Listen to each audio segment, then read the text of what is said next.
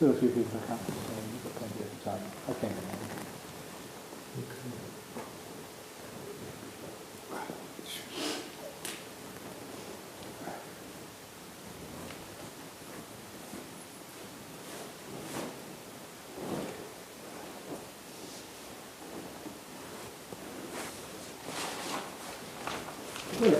It's Ajahn. It's connected. What is it? Downloads Ajahn.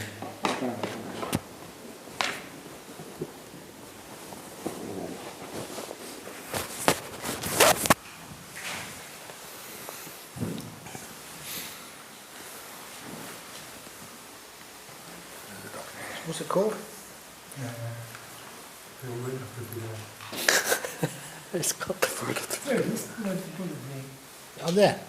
Over there, yeah. You can see I haven't the got green that. one. Where the Buddha has that one? Is that the current one? Works on tablets. Yay! Probably should go right down for this one. Takes a long time. You can use I the think sidebar. Where? That one?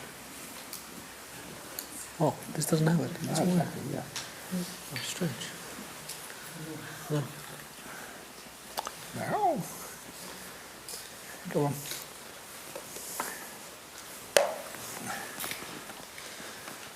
Bum ba dum ba dum ba dum ba dum.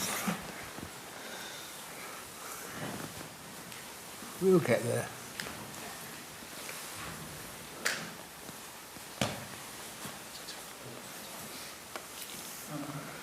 See, this is mindfulness. In action. 60 Okay, close. Red light linked. Mindfulness to body. Yeah.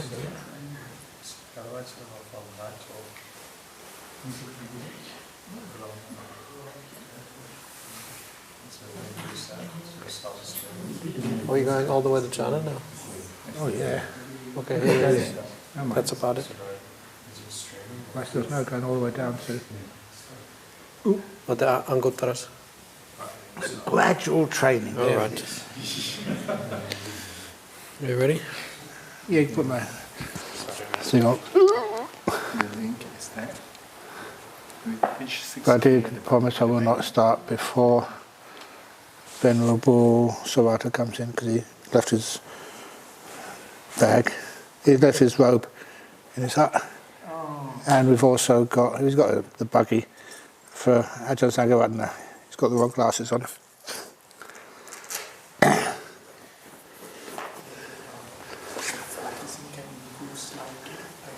So this is the final episode of the Word of the Buddha, where we find out everything else. But also, because we're coming close to the end of the Rains retreat, and for here next Thursday, so today's Saturday, 5 days time, in the evening we don't have the Patimokkha recitation, we have Pawarana Day. And the Pawarana Day is for all the people, monks, novices, anagarikas, even lay people, who have spent the whole 3 months of the Rains retreat here. So if you only stayed a little bit, you can sit in the back, but you're not supposed to say anything. But if you've been here for the whole 3 months, then you've got to do a special chant. And so you've got a few days to learn it. And it is... What? No. You haven't learned it yet? What's that chant again? What? No, you must... Oh, you haven't learned it yet? No, I haven't learned it either, I've forgotten it already. So that chant at the end of the Rains retreat, what is it? It's... Yeah. You must... No. Okay, yeah. That's right, so I'm just testing you. So you can find the copies of it somewhere. Sangang Bante Pawaremi. Means we give invitation to the Sangha. Ditena wa, sutena wa, parisankaya wa. what has been seen, heard or suspected. Sampan Sankara, Wadantu Manga Asamanto, Anukampang Upadaya, having heard it, that out of compassion I will try to make amends. But Pasanto Patikarisami, having seen it, then I will do something about it. Or something like that anyway. But so please learn that for the Thursday night. Sangang Bante Pawaremi. We usually do it all together. So it means all you can do is, if you find it hard to learn, when the monks start chanting it, Sangang Bante, you just move your mouth.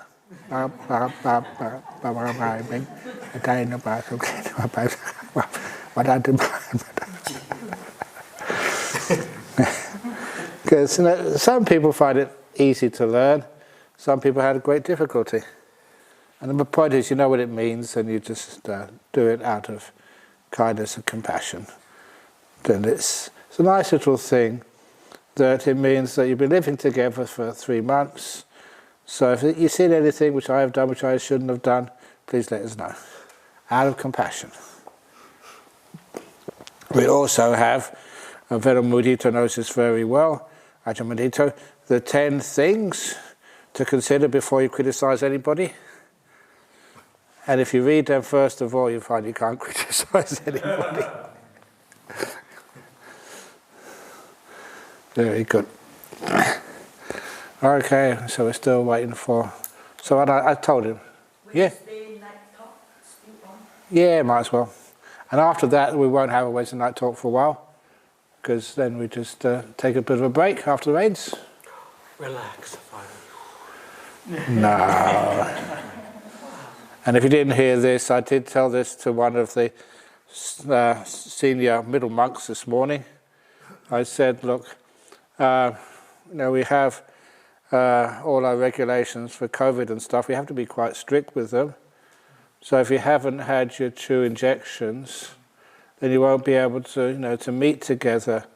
So you won't be able to come up for the work meeting in the morning. You won't be able to come for the talks. And so the monk I said, yes, I'm not going to get these injections. So I can be lazy. I won't say who that monk is, but I think you can probably guess. That's the Nosarata, yeah, he's coming. And what else? Yeah. And of course on the 24th, that's when we have our Katina Day. So that'll be a big event over in Jhana Grove. So there'll be all sorts of stuff. The monks will get over there on Friday, Saturday and Sunday. So if you want to have a nice peaceful time, it's best to leave before Katina Day if you're staying at Jhana Grove. It's going to be like chaos as usual. But as I was saying, who was I saying that to? Even though it's chaos, it's very nice chaos. Because we always like to be control freaks. We always like to do things this way and that way and complain when things go wrong. And here you just cannot complain. It's too busy, no one's listening to you. But it always happens, it just works somehow or other. So we have a wonderful day. We realise just let it happen. And we just go with the flow. And it flows okay. Sorato. Oh, I said it's okay for he's late, so it doesn't matter. We'll let it be late. It's all connected up. Yeah. So all those little things I've just been saying has been streamed worldwide. Oh my goodness. I'm in trouble now.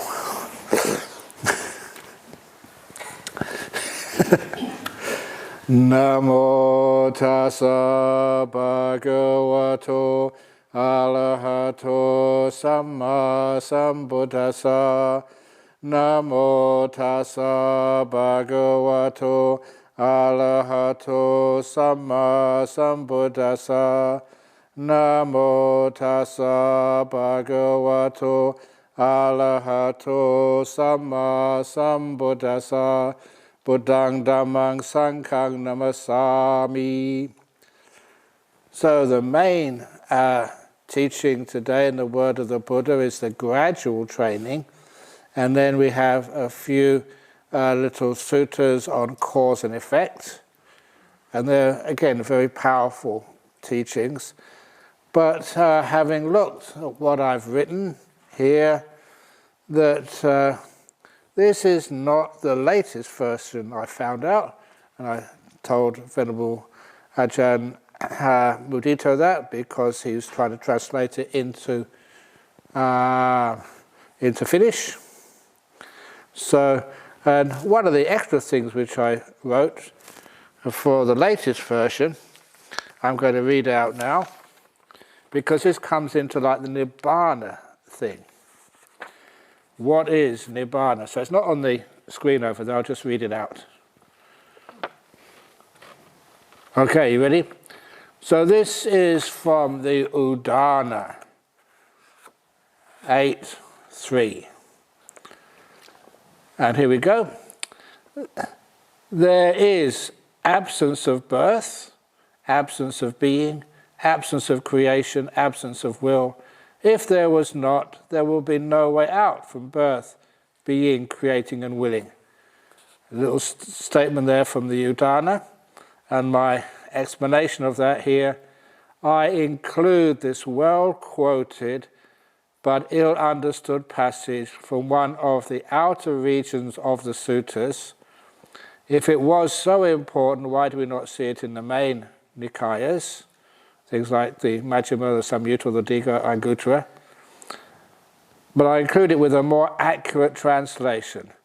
The prefix a before the following Pali past participle, like jata, bhuta, kata, and sankata, so those where we get the things ajata, abhuta, akata, asankata, does not mean a state of existence where there is no birth, a state of existence where there is no being, a state of existence where there's no creating, a state of existence where there's no willing.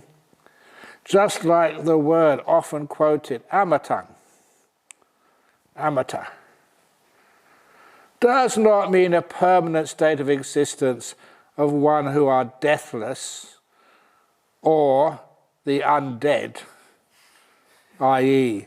zombies. That's the undead. It doesn't mean that state of existence where those things are absent. It just means the absence of those things. And I was just chatting with Ajahn Brahmali before he went on retreat, and he said he likes to translate it as like freedom.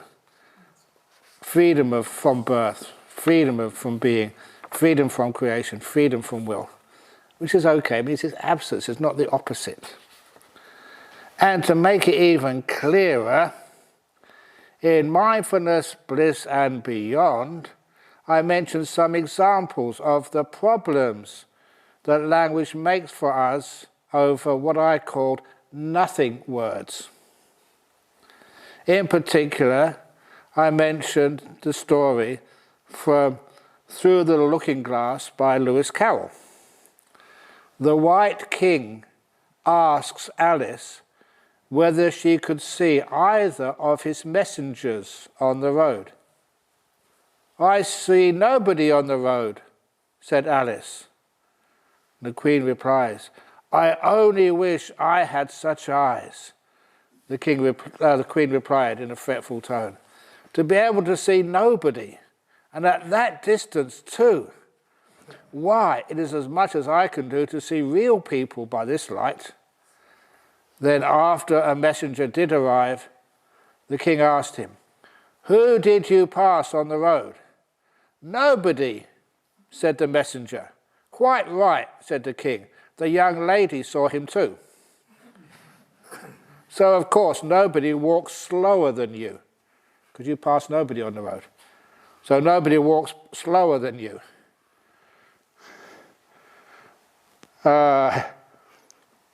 I do my best, the messenger said in a sullen tone. I'm sure nobody walks much faster than I do. He can't do that, said the king, or else he'd have been here first. If nobody walks faster than the messenger, then nobody would arrive first.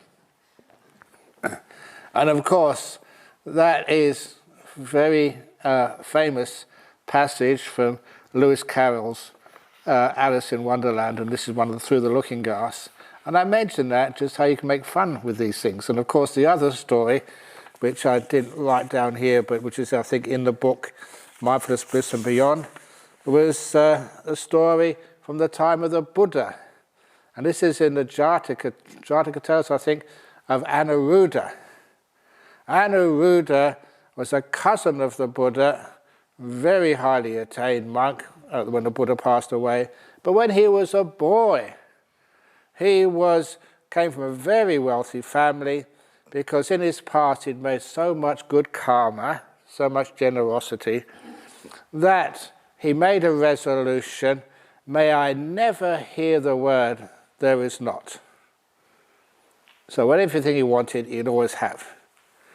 And so as a young boy, he was playing a game of marbles with his friends. And he was betting on the result of the marble game. And so he lost. So the bet was he'd give his dinner some cakes.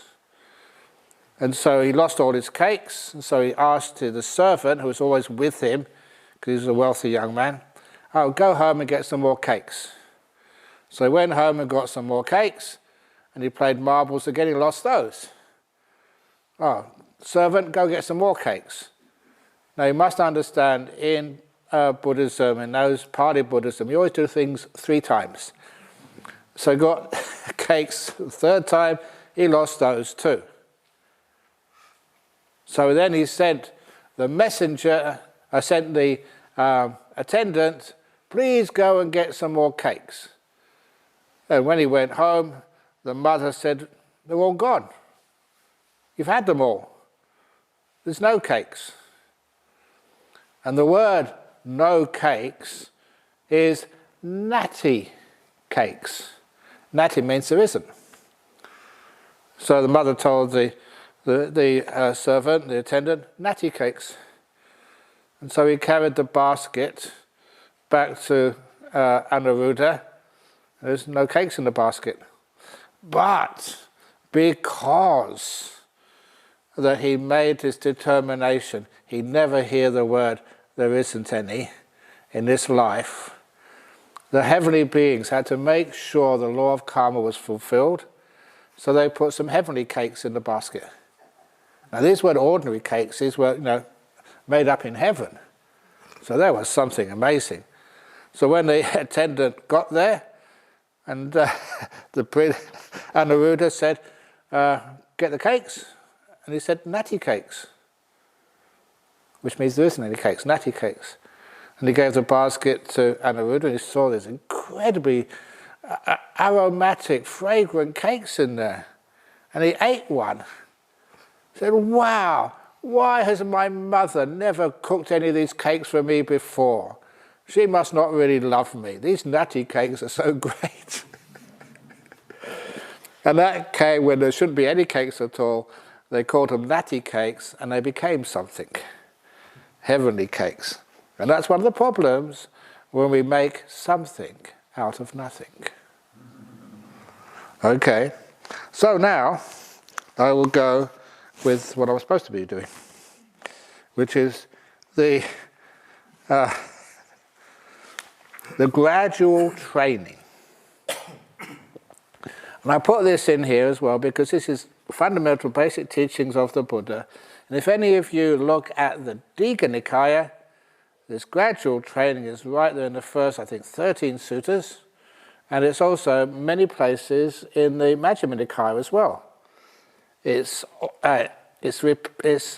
in the suttas many times. So is it an alternative to the Eightfold Path? Or is it just another way of looking at the Eightfold Path? And the only thing you can actually say, it is another way of looking, another way of explaining the Eightfold Path. With a little bit more explanation of some of the other factors. And because of that, it's one of the reasons why, and I'll bring it up when I get there, that when you get to something like Vayama. I always have trouble trying to find a good word for that, right effort, right aspiration, or whatever it is. But you can see that with the gradual training, instead of the samayama, you have what's called sense restraint. And that sort of is another way of looking at that very same factor. And I'll bring that out in a moment. But anyway, the gradual training. And they start with the arising of Buddha and Dhamma. So a Buddha appears in the world, accomplished, fully awakened, perfect in true knowledge and conduct. And that's first of all. I just pause there. Perfect in true knowledge and conduct. That's Vijo is knowledge, Charana Sampanno is your conduct.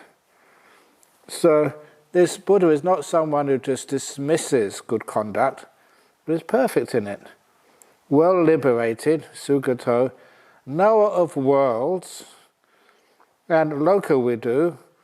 In Pali there's 3 lokas, tiloka, and the first world is what they call Kama Loka, the world based on 5 senses and their similarities in heavenly realms or even in hell realms. Those are all the realms, from the lowest of the hell realms, the animal realms, the ghost realms, the human realms, and the Deva realms, up to the Brahma realms. Not quite the Brahma realms, they're called Brahmakayika Deva, because it does seem that Brahma goes between the 2 of those, between the highest of the Kamaloka and the lowest of the what they call Rupaloka. Rupaloka are the realms based on the jhanas. And lastly, the Arupaloka is the realms based on the immaterial attainments. Those are the 3 realms. So, and the Buddha obviously understands those 3 realms. And it's amazing that it doesn't matter how much of an astrophysicist you are, you only notice a tiny part of the worlds where human beings and other beings can exist. And I thought it was really great to see there's other realms of existence, like the jhana realms, and also some other realms. And incomparable teacher of those who can be taught. And I like that as well. Having become like a teacher, I know there are some people, no matter how much you try, cannot be taught. There's nothing wrong with me. It's your fault. Because even the Buddha couldn't teach some people. And that's true, that sometimes people are unable to be taught. You teach them a little bit, inspire them a little bit, but even the Buddha couldn't teach everybody. And teacher of gods and humans, and that's another nice little thing. It's not just human beings, but even like devas. Because sometimes people say, oh my goodness, if you go into a deva realm, a heavenly realm, does that mean that you can't hear the Dhamma anymore? Does that mean you have to wait until after you get a rebirth in a human realm before you can listen to the Dhamma and maybe get enlightened? No. They say so devas can come and listen to Dhamma. And devas can actually understand and get insights and make a transition from one realm to another. Even devas can get enlightened. Sometimes people don't say that enough, but it's there in the suttas. And why not? Of course, they're having a wonderful time. They don't have much suffering in the heavenly realms to give them impetus or incentive to let go and disappear, but it can be done. And the awakened one, and Bhagawa, I call it the master. I don't know if I put that in there, but Bhagawa, you've got all these names, which of course were really important in the time in India, Bhagawa. But anyway, master is not bad, meaningful translation, but it's a lot of stuff there. But anyway, like a Buddha arises in the world. and with his own direct knowledge, in other words, not from believing other people or what's in some texts, direct knowledge, he has realized this universe with its gods, this world with its beings, and he makes it known to others. He teaches which is the only realm the Buddha has never been into. The pure birds, Ajahn. You're too smart. It's the Sudawasa, the Anagami realm. If you go into the Anagami realm, you can know it exists, but to have direct knowledge of that, your own personal experience, because once you're in the pure abodes, the Sudawasa, then once you pass away from there, you're gone out of samsara. There's only one way out of Sudawasa, it's Nibbana. So anyway, that's the one he hasn't experienced. He teaches the Dhamma. Good in the beginning, good in the middle, and good in the end.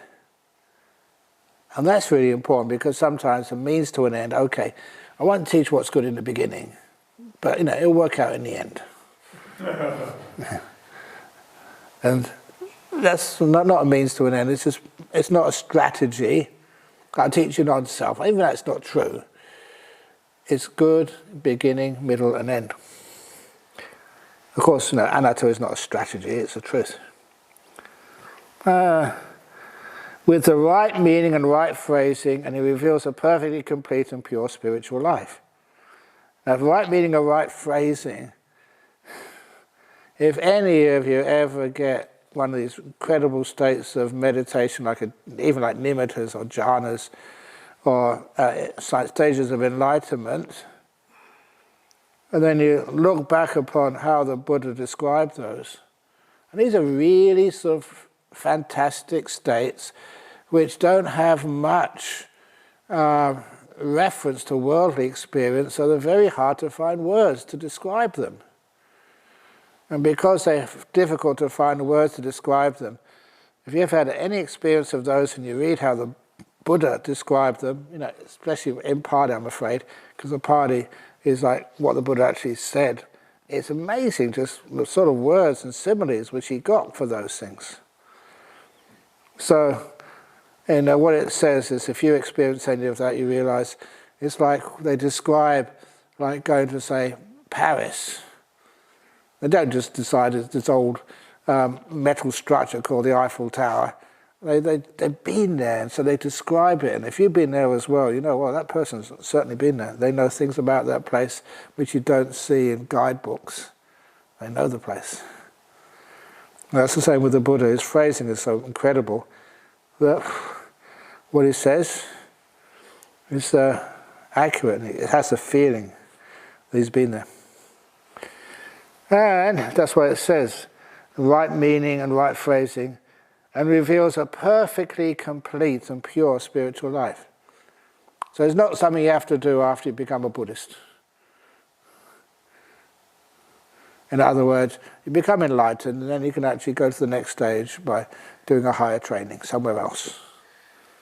And the Buddha specifically says, no, that his teaching there is Eightfold Path, gradual training, a perfectly complete and pure spiritual life.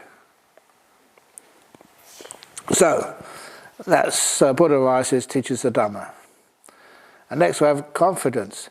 You hear the Dhamma, and on hearing that Dhamma, you acquire faith in the Buddha. In other words, there's something about it which inspires you. And I don't know about you, but I know myself, the first time I got a book on Buddhism, I read it, I thought, wow, this makes so much sense.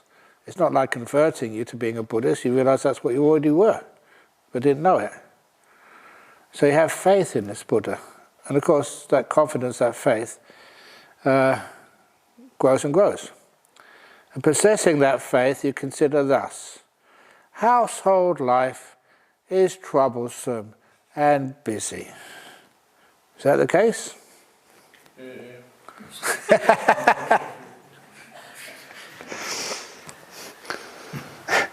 Life as a monastic is free and relaxed. It's supposed to be, although many people have to work hard, but it's much more free, quite frankly, than people who live out there in the world. Sometimes we forget what it's like to have a family and friends. Some of you have family and get involved in them a bit too much, I must admit. But it's nice when you're just free. The relaxed means an interesting translation. Yeah. And how many times do I keep saying relax to the max? And that's not a joke. That's an important part of monastic life. So, you can take a rest when you need to take a rest. You're not stressed out. When you need to, like I was saying to the kids today, doing their Year 12 exams, you know just how to, the day before the exam, you don't just look at the books, have a nice meal, have a good sleep, so your brain is ready for doing stuff like exams. So I try our very best to make it relaxed. So please, if you invite the monks to your house for a dharna, if we say no, we can't go, because sometimes we just go every day somewhere. And we need to sort of actually show that we are relaxing. And the anagarikas in the kitchen, so that you can have a nice, quiet life as well. You deserve time to meditate as well. So that's one of the reasons why please don't overwork. And if you really are tired, you've heard me say this is recorded, leave the dishes dirty. Don't do today what you can put off until tomorrow, because you might die tonight. And that's not laziness, it's sometimes you get just overburdened. And senior monks, be careful to make sure you don't have all the other people just driving you around everywhere. I remember one senior monk who's sitting right in front of me when he was an anagarika.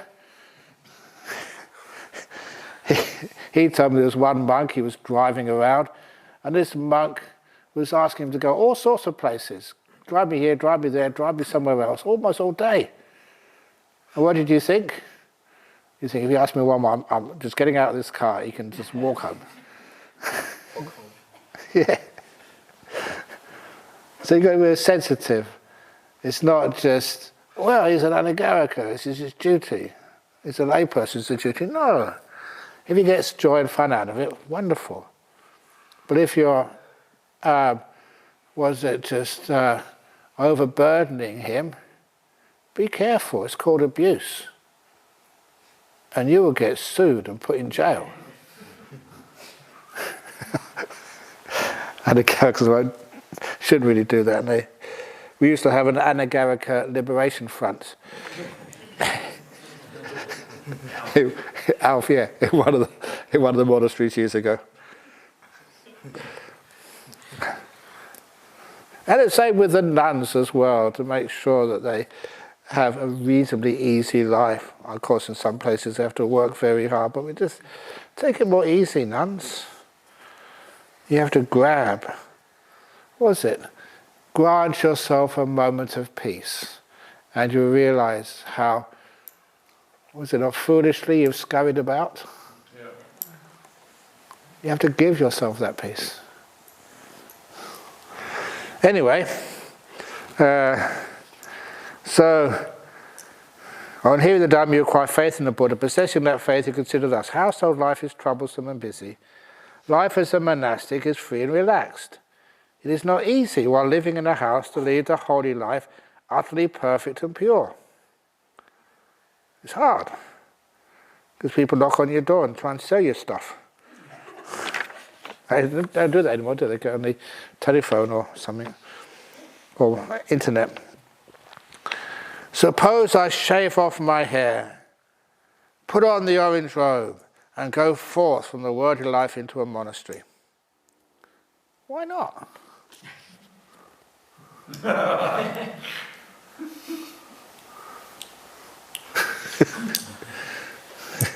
Yeah, why not? On a later occasion, having given away all your wealth, if you have any, abandoning your circle of relatives and friends. We don't actually mention that much. Abandoning your circle of relatives and friends.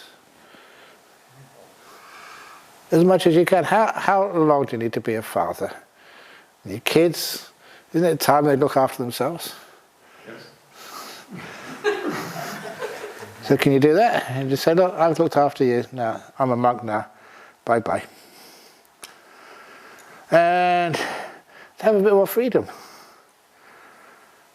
And remember when the Buddha went to visit his family home and his son, Rahula, his mother told him to please go and see your dad, he was now the Buddha, a monk, and go and ask for your inheritance.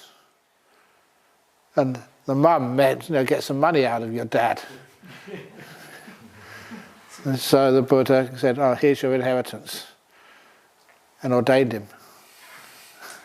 Had his hair shaved and a brown robe. So that's your inheritance. You're the son of a Buddha. And the mother wasn't pleased. The grandfather was not pleased. But what a wonderful inheritance that is. So if you do have family, give them the Dhamma, but some of your children, as I say here, great teachers of those who can be taught. And some of them cannot. Anyway, give away all your wealth, abandon your circle of relatives and friends, you shave off your hair, put on the orange robe and go forth from the home into monastic life. And sometimes people say, why be a monk? Can't you become enlightened as a layperson? And the answer is you can. Can't you get to Sydney by walking? You can walk to Sydney if you're dumb enough to do that. But there are buses, there are trains, there are aircraft, there are cars. If you want to get to Sydney, Venerable Sarata, you're going to Sydney in December. Are you going to walk? Why are you getting an aircraft and a plane? It's much more convenient, it's much more sensible. That's what they were built for. That's why the Sangha was built for. Built by the Buddha to try and make it as comfortable and easy as possible to get fully enlightened. This is the simple vehicle. And of course, if it's not simple, then why? But anyway, so now, once you become a monk or a nun, what happens next? Virtue. When you have gone forth, you train in a monastic way of life. And this is like a Vinaya, but a simplified Vinaya about all these little rules. Why are these rules? What is a monk or a nun? When you have gone forth, you train in the monastic way of life. You abstain from killing living beings. With rod and weapon laid aside, conscientious, merciful, you live compassionate to all living beings. That's what a monk is supposed to be. You abstain from taking what is not given, taking only what is given, wanting only what is given. By not stealing, you abide in purity. You abstain from all sexual activity, living apart from others. You abstain from the lay practice of sexual intercourse. You abstain from false speech. You speak only the truth, are trustworthy and reliable. You are no deceiver of the world. Those are the first 4 precepts. You abstain from divisive speech. You do not tell tales in order to divide people. Did you hear what Burr told me yesterday? Only good things. You don't say things which are going to cause divisions. You are one who reunites those who are divided, a promoter of friendships, one who enjoys harmony, rejoices in harmony, delights in harmony, and a speaker of words that promote harmony. You abstain from harsh speech, you fat pig. Now that is an example of harsh speech.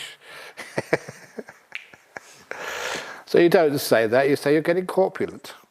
Or you're getting more gravitas. Or something.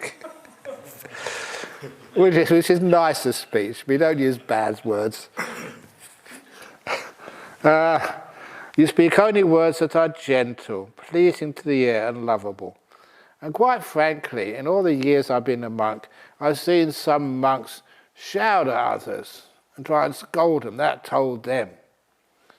It never works. Because people hear the anger, they hear the bad speech, and that diminishes that person's authority. They think, who are they to tell me when they should be training themselves in kindness? So you speak only words that are gentle, pleasing to the ear and lovable. They can be critical. And the way to do the critical speech, if you haven't heard this before, is the sandwich method. Sandwich method, you've got to tell somebody off. So what you do is you praise them first of all. What a wonderful person you are. All the hard work you do, all the lovely things you cook and stuff. And then, once they're softened up, that's the first piece of bread, you put the filling in there. But you put too much something in the soup. Or whatever, I don't know. Anyway, I should go there.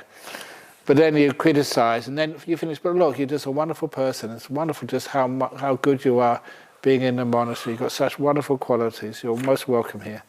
You finish with the praise. So you get the praise, criticism, and then the praise. Otherwise, people will think, look, I do so much, I give so much, and is that all you think about me? You just slam me and criticize me all the time. So the praise first, the praise afterwards, and shows you appreciate it. And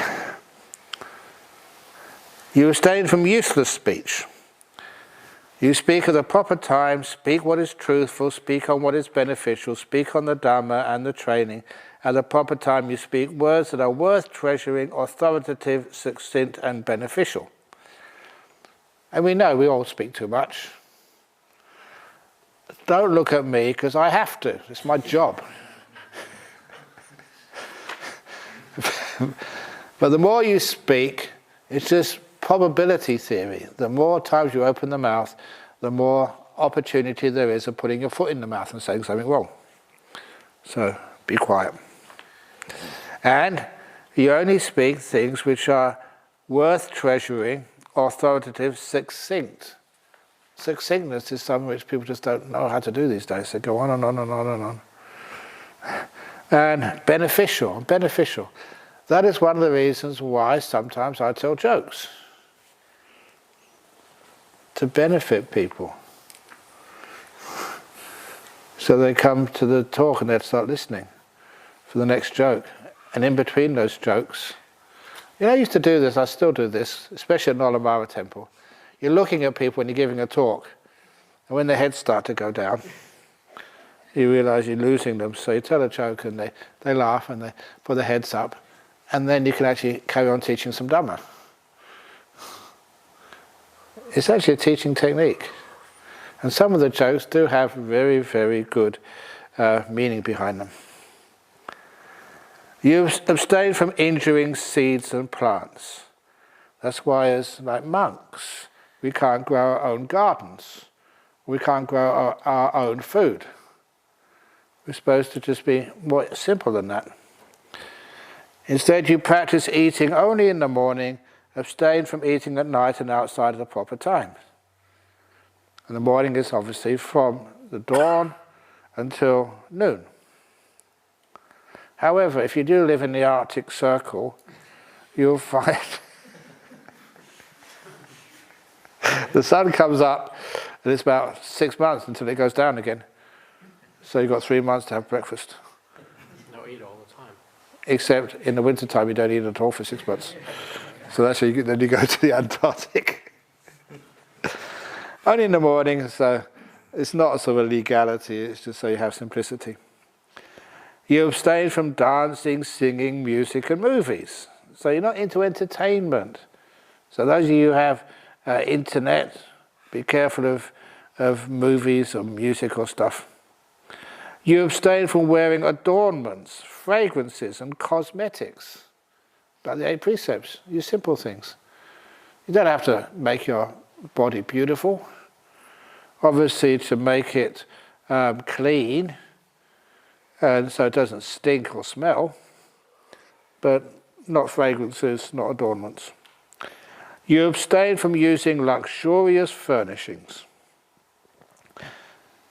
You abstain from accepting money, and that's such an important rule.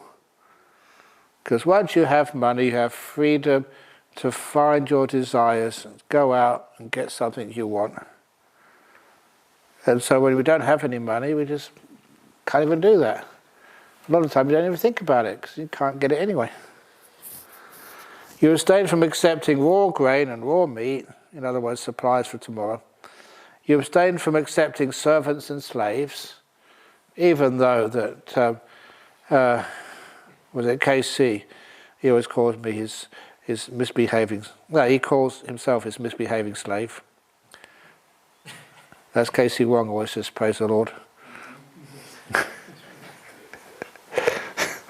And even Burr calls herself Premier Slave.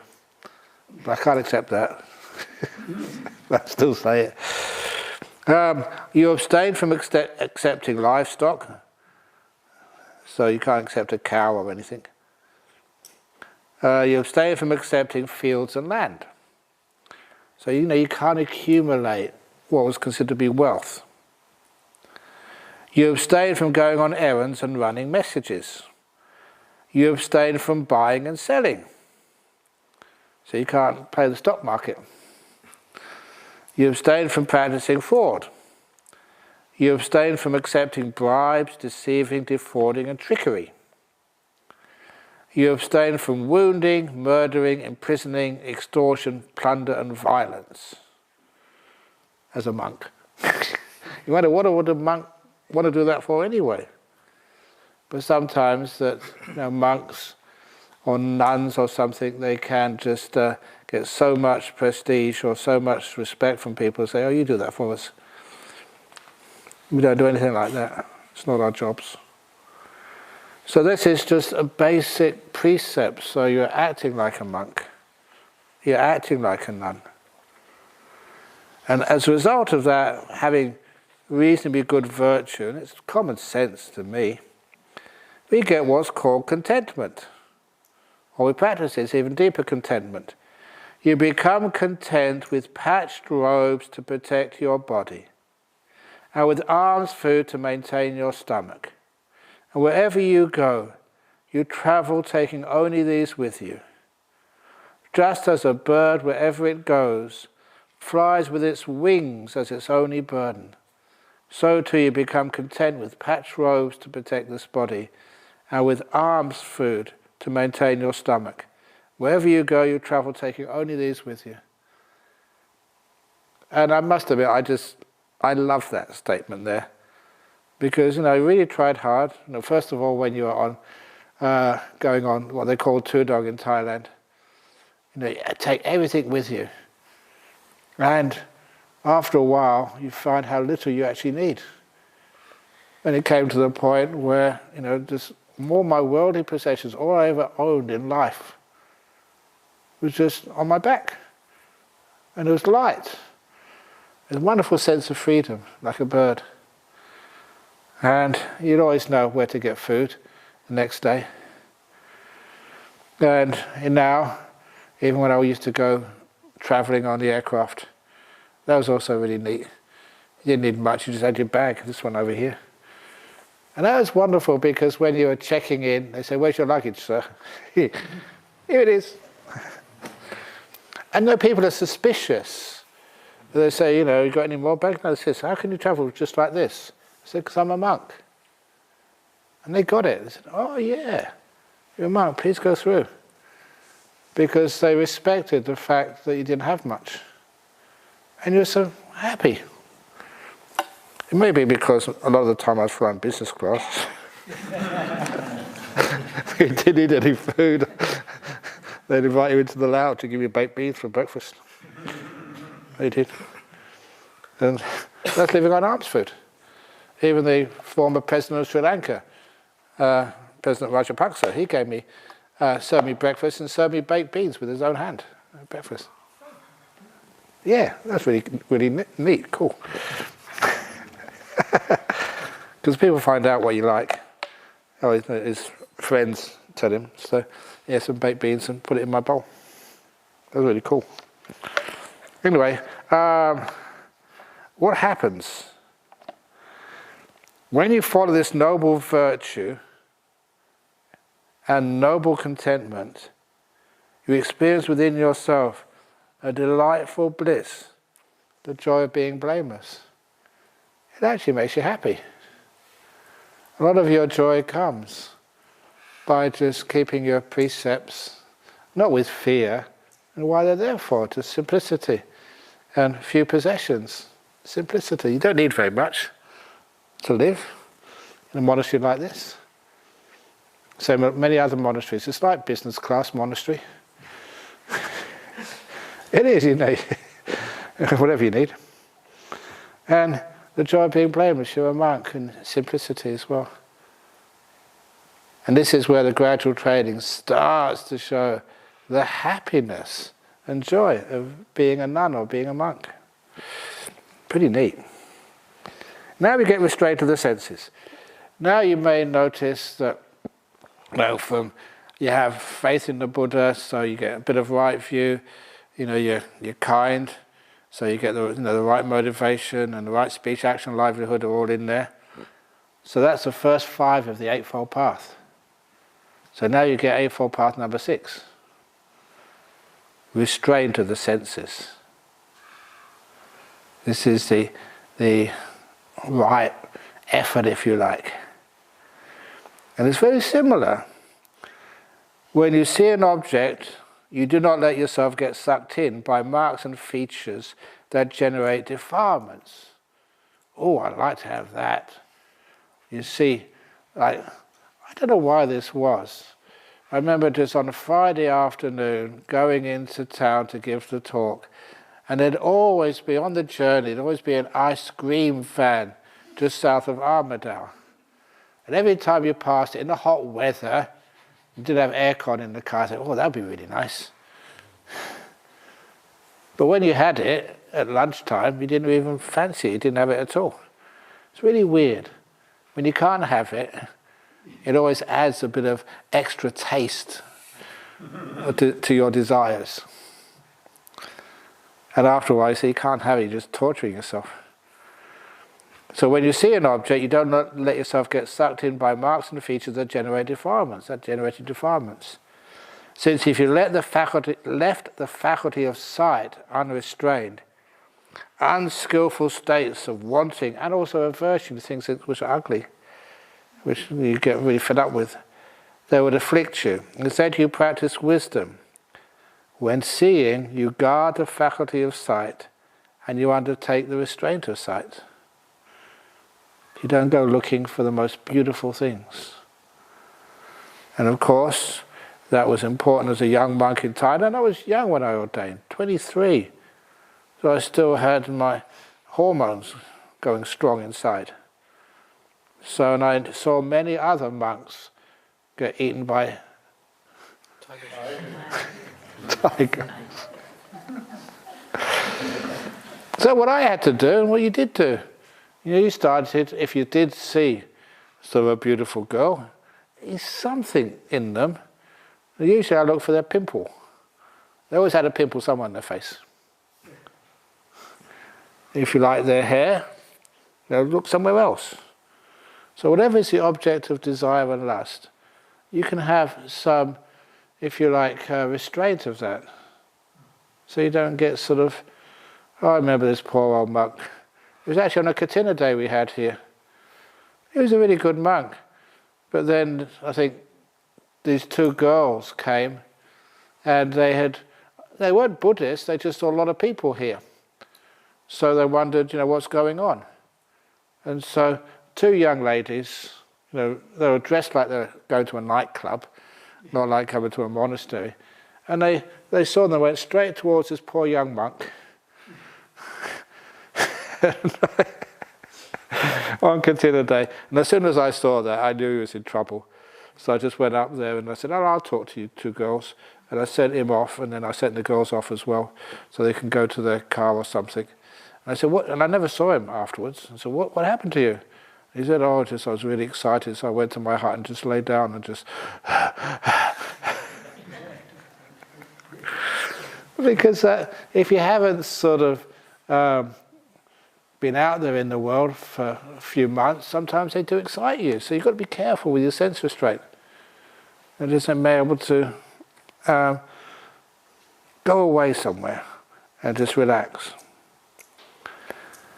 And having heard a sound, noticed a smell, sensed a taste, having felt a bodily feeling, having cognized something in the mind, you do not let yourself get sucked in by marks and features that generate defilements.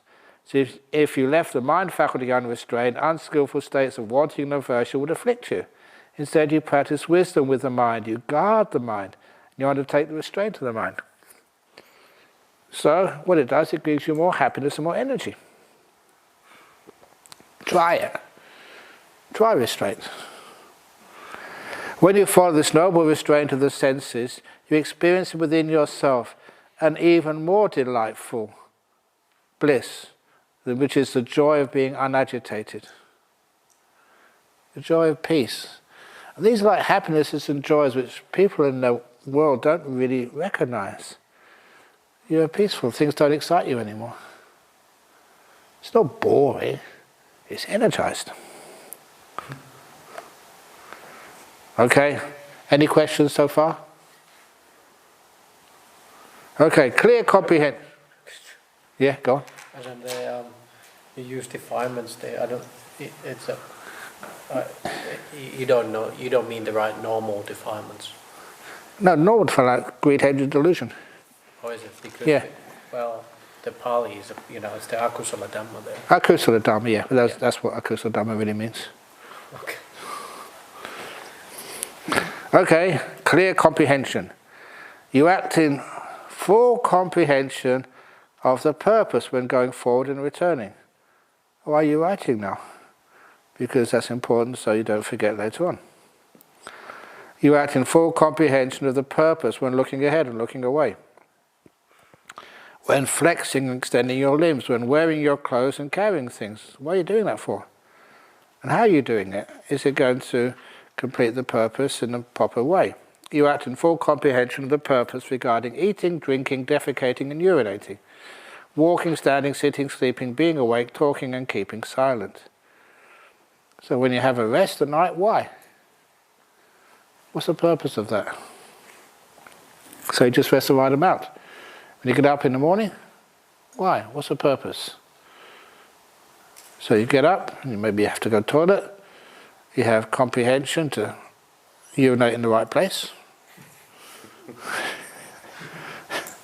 So little by little, we become this wise, and it means that you lessen the business of your life.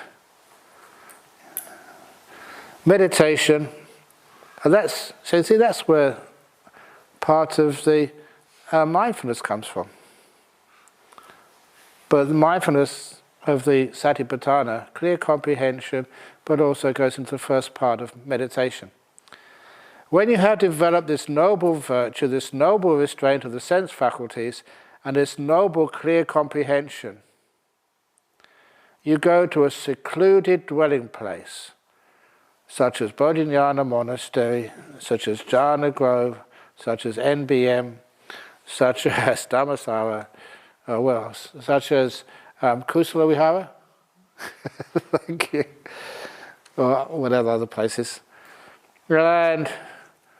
or down in Albany, such as the secluded dwelling place, such as the forest, the foot of a tree, a mountain, a ravine, a hillside cave, a charnel ground, a jungle thicket, an open space, or a heap of straw. The most important thing is it's secluded. You sit down, folding your legs crosswise, that's what it says there, but I just say however it's comfortable for you. Straightening the body and establishing mindfulness as a priority. Abandoning wanting for the world of the five senses. That is the Vinaya Lokaya Bija. You abide with a mind free from wanting. You purify the mind from desire. Just relax. Don't want anything in the whole world.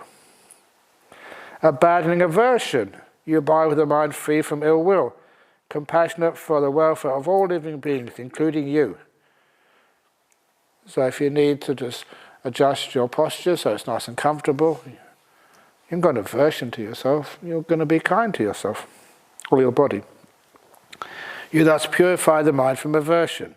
When it said all living beings, you're one of them. Abandoning dullness and drowsiness. You abide with a mind free from dullness and drowsiness. That's the Tinamita. Bright-minded, clearly comprehending, you purify the mind from dullness and drowsiness. How do you do that? Cup of coffee? Cup of tea? That's okay if you're used to that. But it's not just that. It's the dullness and drowsiness is because you're tired. You've expended too much energy somewhere. And if that's the case, just have a look at your lifestyle. Don't think too much. Don't do too much. Abandoning restlessness and remorse, the fourth hindrance. You abide unagitated, with a mind inwardly peaceful. You purify the mind from restlessness and remorse. Abandoning doubt. You abide having gone beyond doubt.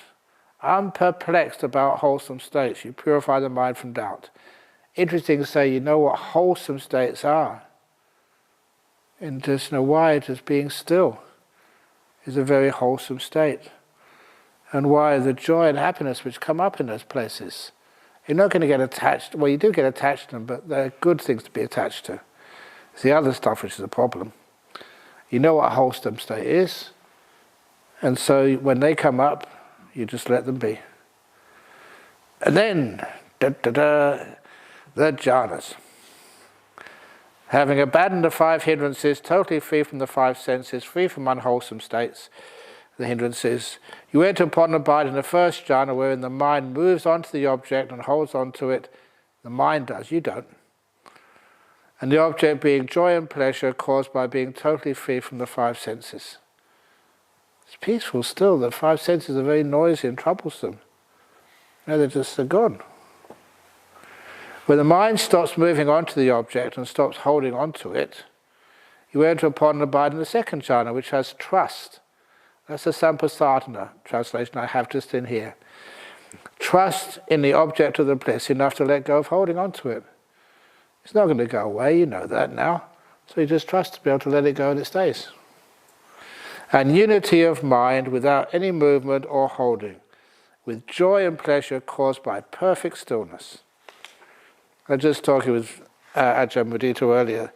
What is the joy? What is the happiness there? These particular joys and pleasures and ecstasies and bliss and stuff, we have all sorts of words for them. But the only time you can really know the difference between the joy and the pleasure, the piti sukha, is when you get into a third jhana. Because there, one of these ones disappears. So you know what the other one is. And so with the fading away of joy, so now this pity disappears. You abide mindful and fully aware. I'll pause on that because sometimes people say, you're in jhanas, you're asleep, or you're unconscious. No, you're mindful, you're fully aware. Experiencing a bliss purified from joy. Weird, isn't it? We feel that joy is important. Now the joy is gone, but the bliss is still there, and it's been purified. Even more delightful. You will enter and abide in the third jhana, on account of which the noble ones announce, one has a pleasant abiding indeed, who has such mindfulness and equanimity. Having abandoned pleasure and pain, all Vedana from the five senses, and with the disappearance of joy and grief, all Vedana from the sixth sense, except for equanimity or contentment, you enter upon and abide in the fourth jhana, which has only, I've got neutral mental Vedana here, I'd actually say just really deep contentment, remaining just pure mindfulness with equanimity. Pure mindfulness, still mindful. We haven't gone into a trance state where you haven't got a clue what's going on. It's just that you can't say anything or do anything. And these states you remember afterwards. And that is the gradual training, equivalent to the Eightfold Path. So you look at one, you look at the other, you combine them, and then you actually just have more information of what the Eightfold Path is. Any questions? Any complaints? Not a complaint. You complain, okay. Why is it after the third jhana there's the announcement, one has a pleasant abiding indeed, etc.? Why not after the other jhana? Oh, yeah. Well, this is pleasant indeed. Because there is, still have a bit of happiness there. You have the sukha, but not the pity. But that's a bit of a rough answer, because afterwards you get sort of the pity sukha has totally vanished. You get the contempt and equanimity. But there you find afterwards, the Buddha said this upekkha sukha, the bliss of no bliss. It's not being a sort of Zen master, but just saying that even just stillness and contentment, that is pretty blissful. So this is sometimes learning about the different flavors of happiness, of sukha. And the final one is nibbana, paramang sukhang. Nibbana is the ultimate happiness, nothing above that. And that's when everything stops.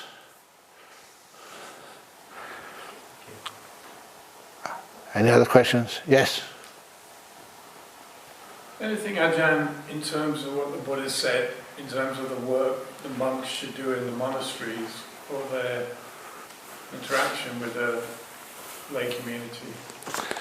Yeah, that's in the Vinaya. You'll find that there's all sorts of rules and stories.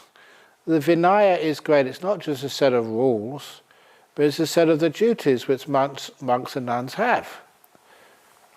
And okay, I can't resist this one, because I told it to one of the attendants a week ago or something, and they hadn't heard it before. This is Nuns Pajitya 8. You haven't heard that one. It's real. You can actually look in the book, the 8th Pajitya for bhikkhunis.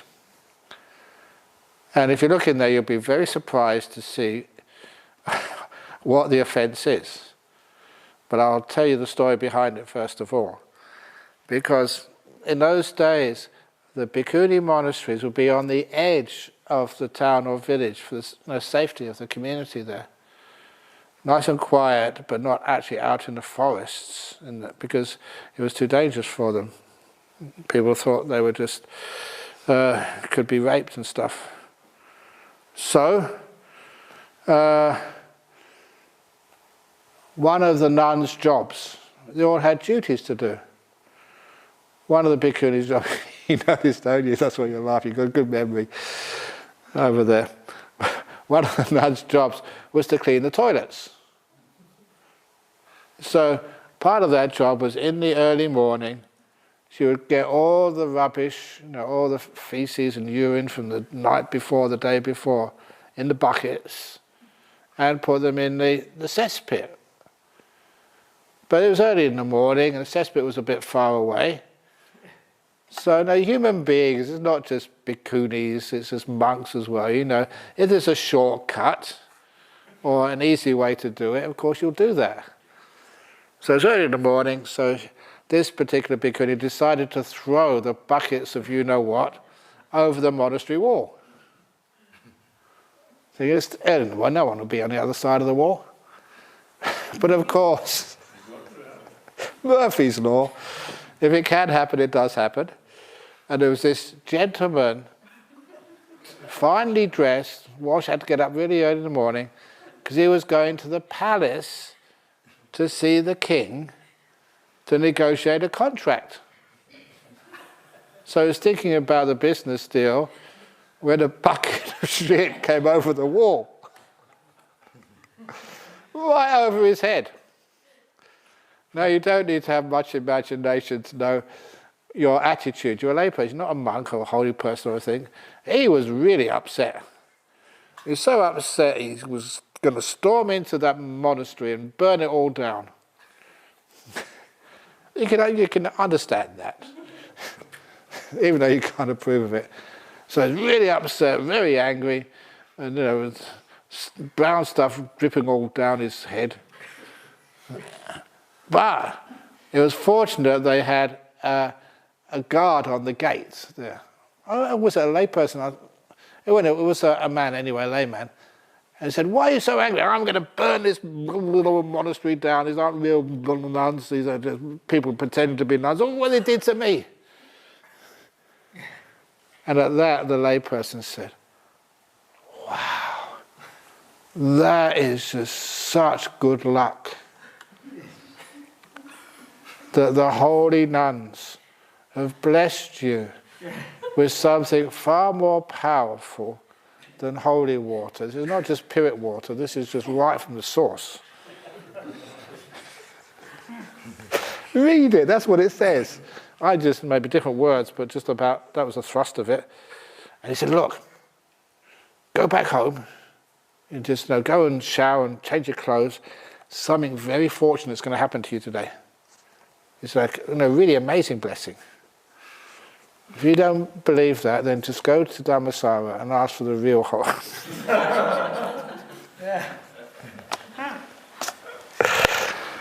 And that's what he did. He didn't burn the monastery down. He just got changed. He went to the palace, and he got a much better deal than he'd ever expected. It's really good luck. And any of you have ever been in business or know business people, you know what happens next. So word got around. If you want really good luck in business, go and get some holy whatever, and you know where to get it from. And so eventually that got around. The Buddha heard about it. Once the Buddha heard about it, "Come over here, nuns. You are very, very lucky that someone convinced this gullible businessman that this stuff is really holy. But never do it again." So the 8th rule in the Pajittiya section for bhikkhunis is thou shalt not throw a bucket full of shit over monastery walls. And if you do, that's a Pajittiya offence. Look it up, it's true. But I don't have to get into this. But it is that sometimes, what was I talking about before this? Restraint and sense faculty.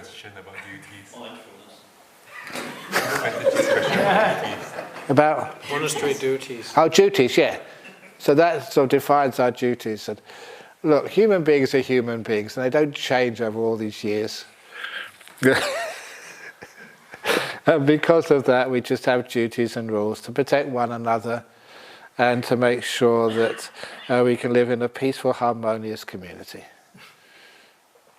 The most important thing is peace.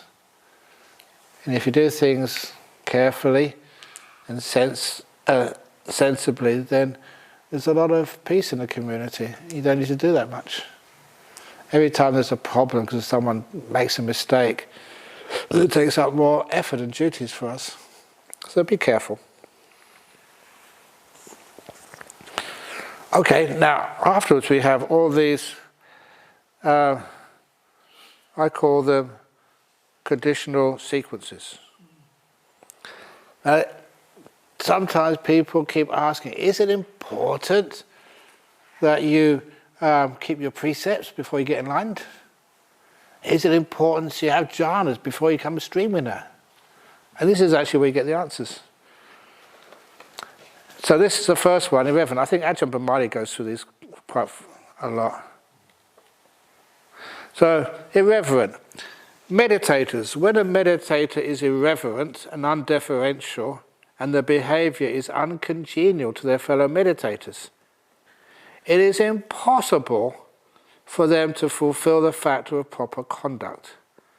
And that's what it means, impossible. Netang tana vijati. You can't see how proper conduct can come, said by the Buddha. Without fulfilling the factor of proper conduct, it is impossible for them to fill the factor of a trainee. Without fulfilling the factor of a trainee, it is impossible for them to fulfill virtuous behaviour. Without fulfilling virtuous behaviour, it is impossible for them to fulfill right view. Without fulfilling right view, it is impossible for them to fulfill jhanas, sammasamadhi.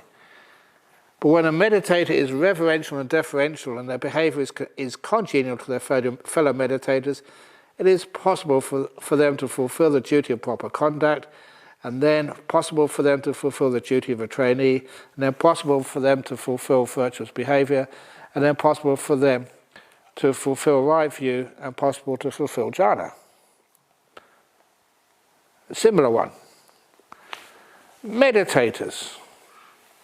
When there is no mindfulness and wisdom, the sense of moral shame and moral dread lack their main cause. When there is no sense of moral shame and moral dread, restraint of the sense faculties lacks its main cause. When there is no restraint of the sense faculties, virtuous behaviour lacks its main cause. When there is no virtuous behaviour, jhana, sammasamadhi, lacks its main cause. When there is no jhana, the knowledge and vision of things as they really are lacks its main cause. When there is no knowledge and vision of things as they really are, nibbida is turning away from the world. And it's almost like a negativity towards the world. And fading away lack their main cause. When there's no nibbida and fading away, liberation lacks its main cause.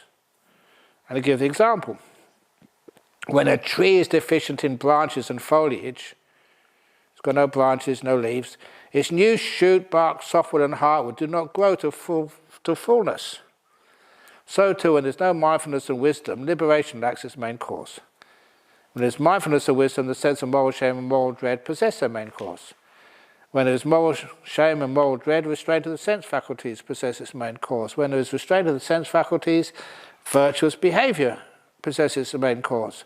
When there's virtuous behaviour, jhana possesses its main cause.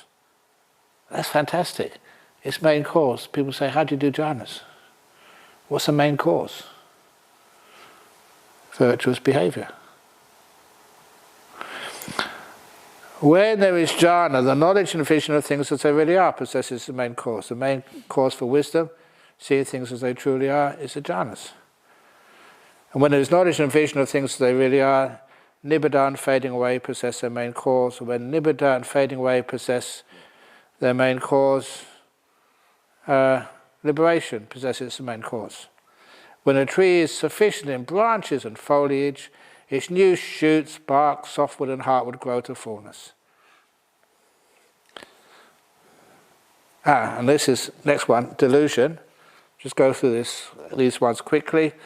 But this is where one of the places where it says delusion, avijja. What causes avijja? It's the 5 hindrances. It's food. Meditators. Some say that the first beginning of delusion cannot be seen, such that before then there was only wisdom and after that delusion came to exist. Some people always say, in the past everyone was pure, and then somehow or other the world got deluded and defiled. And if we're going to go to those pure days of old, of course, Buddha said it's not first beginning of delusion, such that before that there was only wisdom and after that delusion came to exist. I say that delusion has a nutriment, a food. The nutriment of delusion is the 5 hindrances. The more those 5 hindrances are strong in you, the more delusion will be. So that's one of the reasons why the enemy of wisdom is 5 hindrances. The 5 hindrances have a nutriment. The 3 kinds of misconduct by body, speech and mind. 3 kinds of misconduct have a nutriment: lack of sense restraint. Lack of sense restraint has a nutriment: lack of mindfulness and wisdom.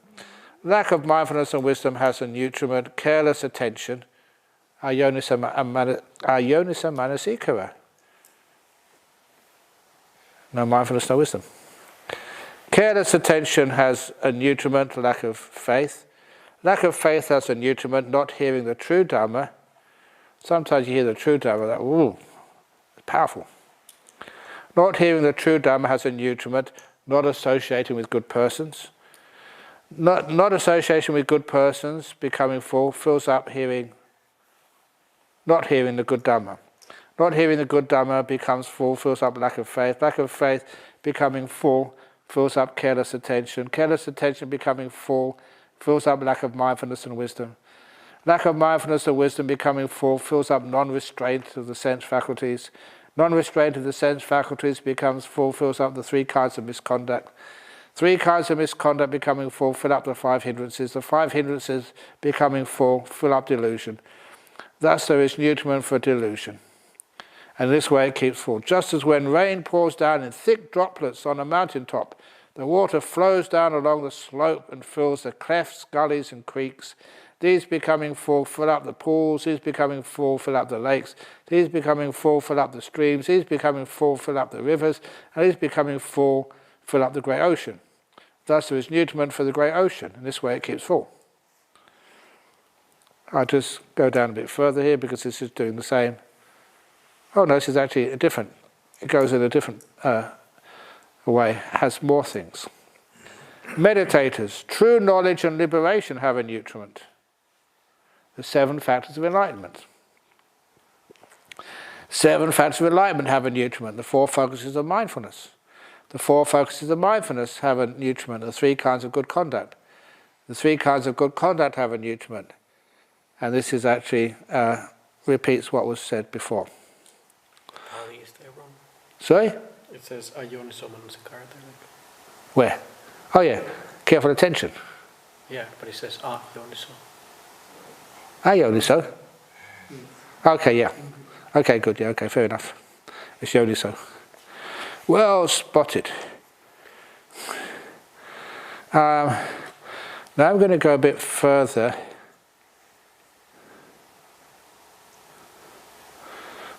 Okay, just go down to, because we're going a little bit late. Well,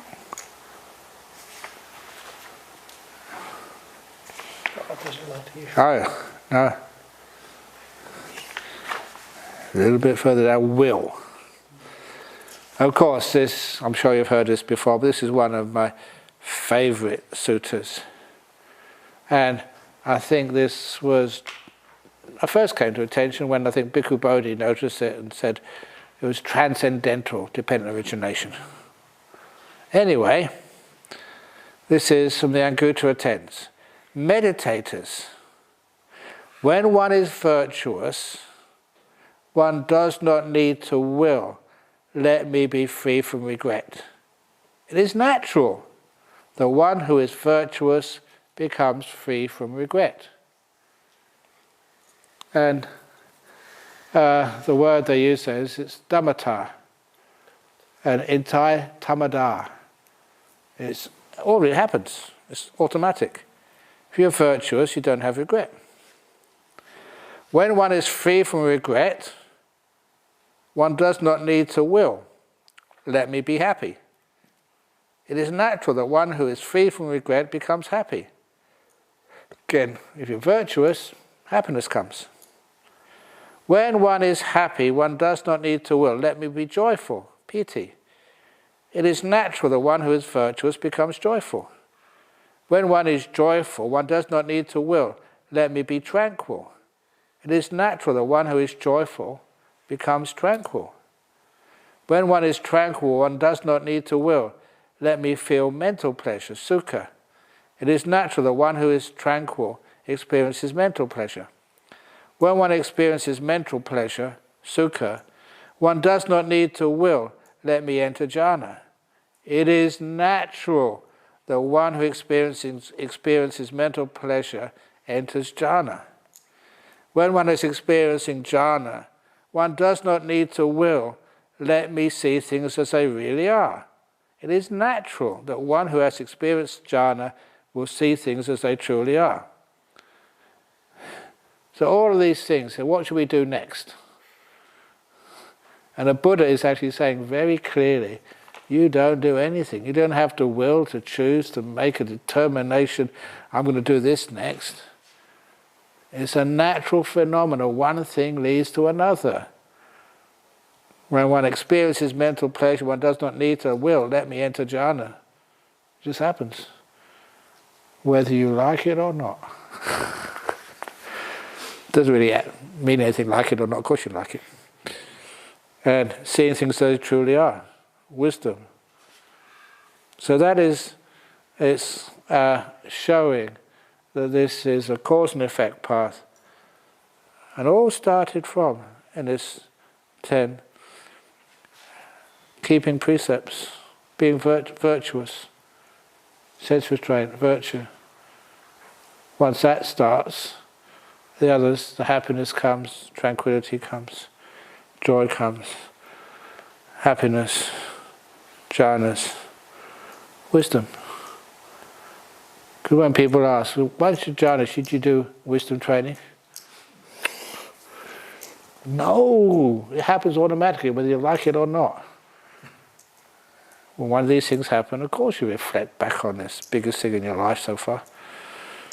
So anyway, that is some of the conditional sequences. And I've just gone over the hour now, just 8:30, we started a bit late, but I think that's enough to give you a taste of the word of the Buddha. And when you translate it well, and don't have too much repetition, it has more power.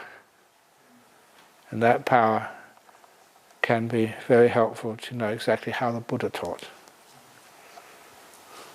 Any questions, comments, complaints? Ajahn, just on the last bit, it does make a lot of sense, certainly in the Buddha's context, but I'm just wondering, is there something missing from there to make it automatic? I mean, thinking of, like, say, Christians who are probably reasonably virtuous, but still probably have a lot of guilt and aren't very happy. So what's kind of missing there? Is that the right view? And it's that's one of the reasons why they always say it's like either the word of another, listening to the Dhamma, hearing it, and just have that, even that suggestion to you that the guilt is self-made. You can forgive, let go. You may have done something terrible in your life, learn from it. Don't actually punish yourself. Little things like that. So it's the right view and some understanding of how the Buddha taught. Teaching it like this is important. And then it happens. You're virtuous, you get inspired being virtuous, why not? Why not be virtuous? You're not being a goody-goody, you're being a happy-happy. Enjoying your life. Does that answer the question? Yeah, I think Yeah, okay. Any other questions? Okay, we'll finish off there then. And that was the word of the Buddha, and hopefully it was helpful to you. So, hand them here.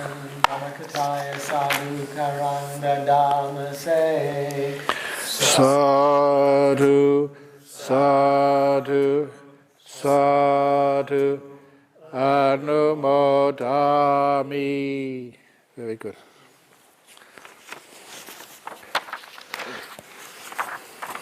Good. Very good. So, any of you want to download a copy of these things, you're most welcome to. So, Is it going on the YouTube channel for BSW? I haven't got a Yes, it clue. is, isn't it? No, I'm not really involved. it's a different channel. It's not a BSW. Oh. Can people access that one? Channel? If you know someone who really would value it, fine. But there are some people who are just looking for faults all the time, and then they'll say, "Oh, Ajahn Brahm, you said this," and then they're not really looking for wisdom. Yeah. They're looking to the intellectual pursuit of finding faults and making themselves more authoritative. Yeah. But it's so clear, that's what I Yeah. think. It's quite a, it puts it all together in such a Yeah, and clear fashion. it's authoritative. It's easy to answer, but sometimes it just, at my age of life, go on. Yeah, I haven't quite learned. What happens when we get old? Yeah. I don't think about that. It's what an easy life. Oops. Arahang Samma Sambuddho Bhagava Buddhang Bhagavantam Abhivademi Suakato Bhagavata Dhammo Dhammang Namasami Supatipano Bhagavato Sāvaka Sangho Sanghang Namami.